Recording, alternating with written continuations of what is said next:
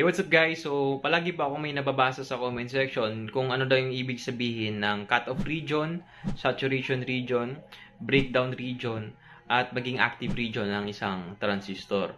Sa totoo lang, mahirap po siyang ipaliwanag sa comment section at naisipan kong gawa na lang siya ng isang napakasimpleng video nang sa ganun ay para maintindihan nyo ang iba't ibang operating condition ng transistor.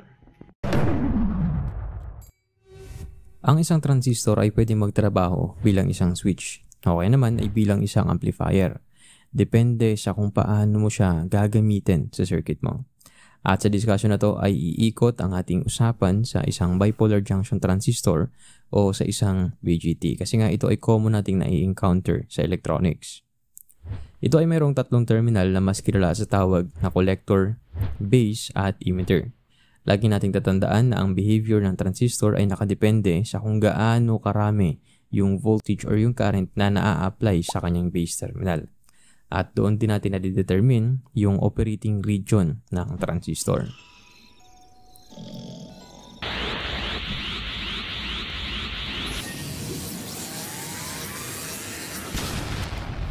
At para mas lalo nyo maintindihan ang ating discussion, idadaan natin sa tinatawag na water flow analogy.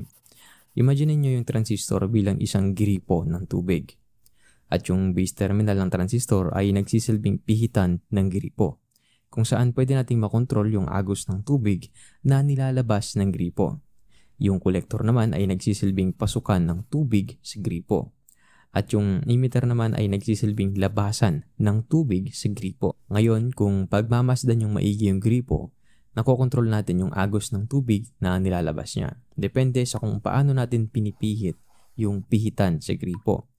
Maaring nakasara, nakasagat yung buhos, o kaya naman ay nakaalalay lang yung agos. Ganyan din yung nangyayari sa transistor. Nakokontrol natin yung agos ng kuryente mula collector to emitter sa pamamagitan ng pagkontrol sa kanyang base terminal. Kapag sinabing cut-off region, ibig sabihin lang nun ay naka-turn off yung transistor. Sa madaling salita, walang current ang dumadaloy sa base ng transistor. At dahil sa walang current ang dumadaloy sa base ng transistor, syempre hindi rin magkakaroon ng current flow mula collector to emitter. Kumbaga sa gripo, nakasarado yung kanyang pihitan kaya walang lumalabas na tubig sa gripo. Kapag sinabi naman natin na saturation region, ibig sabihin lang nun, totally naka-turn on yung transistor. Sa madaling salita, mayroong kang maximum current flow mula collector to emitter. Kumbaga sa gripo, sinagad-sagad mo yung kanyang pihitan para totally umagos lahat ng tubig.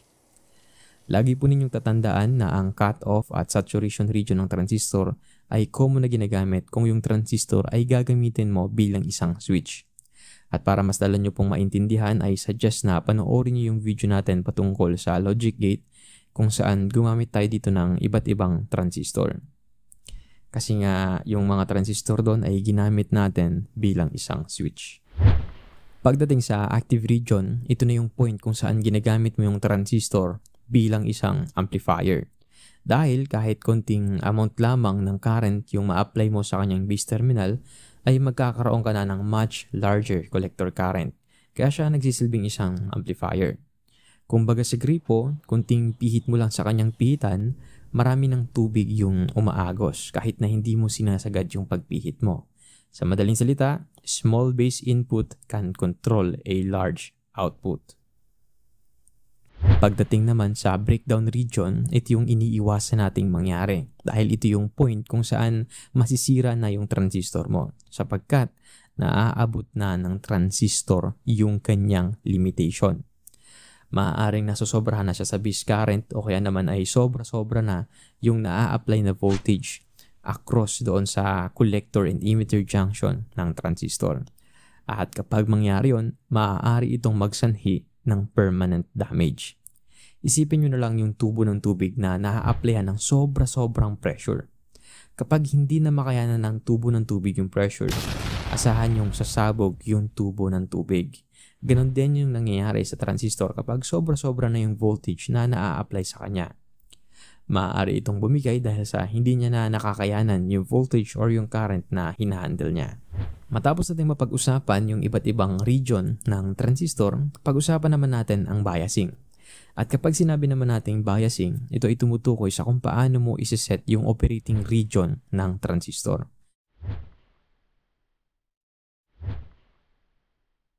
Pakatatandaan po ninyo na without proper biasing, maaaring hindi gumana ng naaayon sa expectation mo yung transistor. Gamit pa rin ang water analogy, ang biasing ay para ka lang nagsiset ng initial setting position sa pihitan ng gripo. Kapag masyadong mahigpit yung pagkakasara mo, syempre hindi makakaagos yung tubig ng gripo. Kumbaga ito ay nasa cut-off region. At kapag sinagad-sagad mo naman yung pagkakabukas mo sa gripo, syempre bubuhos ng napakaraming tubig yung gripo. Kumbaga ito ay nasa saturation region. At kung tamang-tama lang yung pagkakapihit mo, nakokontrol mo yung maayos na flow ng tubig, kumbaga kahit konting pihit mo lang, ay dumadaloy na yung maraming tubig. So ito yung tinatawag natin na active region.